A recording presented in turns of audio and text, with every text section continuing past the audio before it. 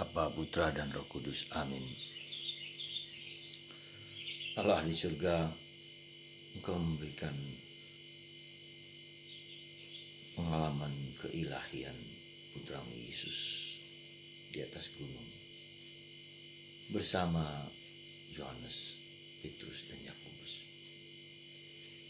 Bantu kami ya Bapa untuk mengalami keagungan dan kemuliaan-Mu meski secercah sekalipun. Terpujilah nama-Mu kini dan sepanjang segala masa. Amin.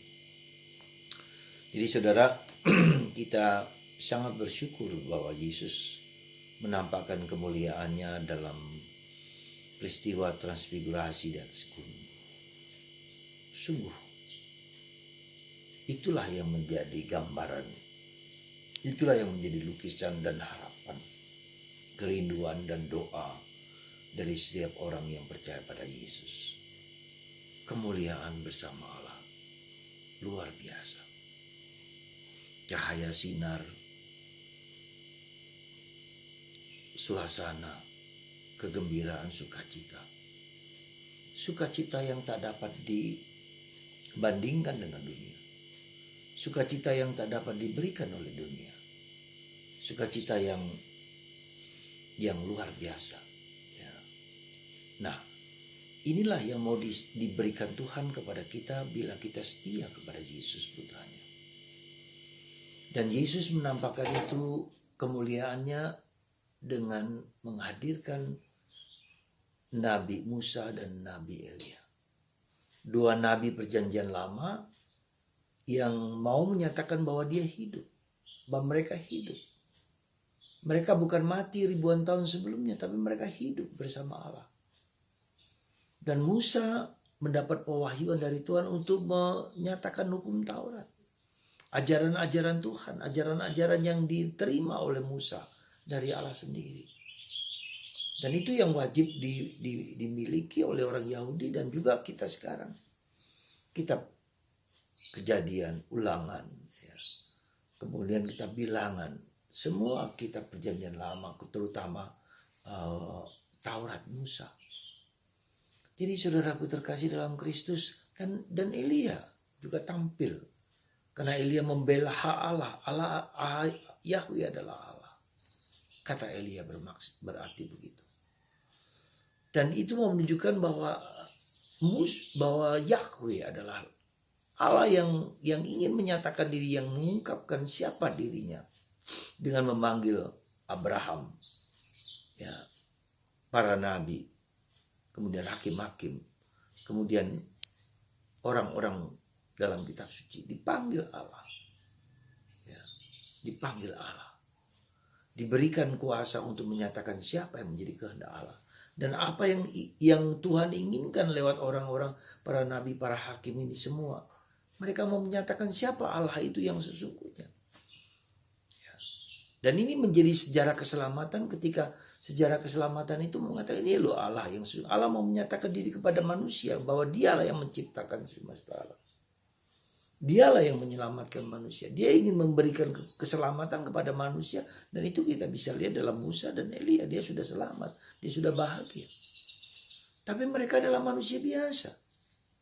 Manusia biasa yang menyatakan itu kepada bangsa Israel. Dan mereka mendengarkan lalu murtad lagi. Kemudian mendengarkan murtad lagi dan seterusnya. Seperti hakim-hakim dan seterusnya. Nabi-nabi juga seterusnya.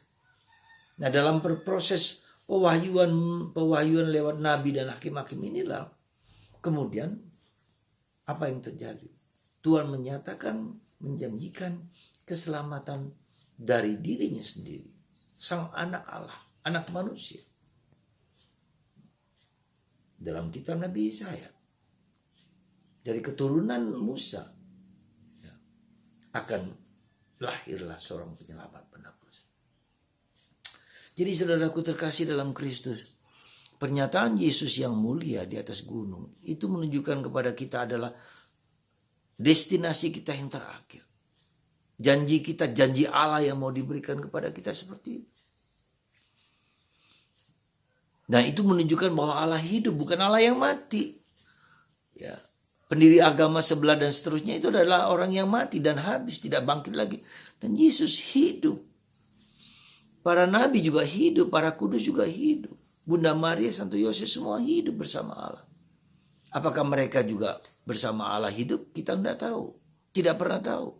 Tapi kita tahu bahwa Yesus bangkit dari mati dan hidup kembali. Dan sampai sekarang hidup. Maka kita merayakan Ekaristi. Kita merayakan semua yang berpusat pada Allah dalam diri Yesus. Jadi perayaan-perayaan Ekaristi dan doa-doa itu adalah Allah yang hidup bersama kita sekarang ini. Tinggal bersama kita dan memberikan rahmat kepada kita. Lewat gereja, lewat sakramen-sakramen. Jadi para saudaraku terkasih, sekali lagi, ya, jangan putus asa. Dalam keadaan sulit apapun, maka Yesus mengatakan kepada ketiga murid ini, kita akan memasuki Yerusalem, mengalami penderitaan, mengalami kesulitan, mengalami apapun. Tapi sebelum itu terjadi, Yesus menampakkan kepada tiga orang ini supaya kuat, tabah. Ya, karena mereka adalah soko guru para rasul. Ketika mereka kuat, yang lain-lain para rasul juga ikut bersama mereka. Itulah saudaraku terkasih dalam Kristus. Anda semua yang mengalami penderitaan, kesulitan, apapun, seberat apapun. Sekali lagi saya menyatakan, tidak pernah boleh kita putus asa. Ya, tidak pernah boleh. Never give up. Seberat, sesulit apapun. Dan no pain, no gain. Meskipun mungkin kita mengalami penderitaan yang tidak mudah. Ya, tetapi itulah kemuliaan Allah dinyatakan kepada kita semua. Semoga Tuhan memberkati Anda, melindungi Anda, dan menghibur kita semua. Di tengah segala penderitaan itu kita mendapatkan secercah penghiburan. Ya, mungkin tidak seperti Yohanes, Petrus, dan Yakobus, tapi secercah harapan. The moment of grace. Dari momen rahmat, kita mau menyatakan bahwa Tuhan menyertai kita dan mendampingi kita kapanpun, dimanapun. Semoga kita bertahan dalam penderitaan yang tidak mudah. Semakin besar penderitaan, semakin besar Tuhan mau mendidik kita untuk bersandar kepada Tuhan belaka. Bukan kepada yang lain.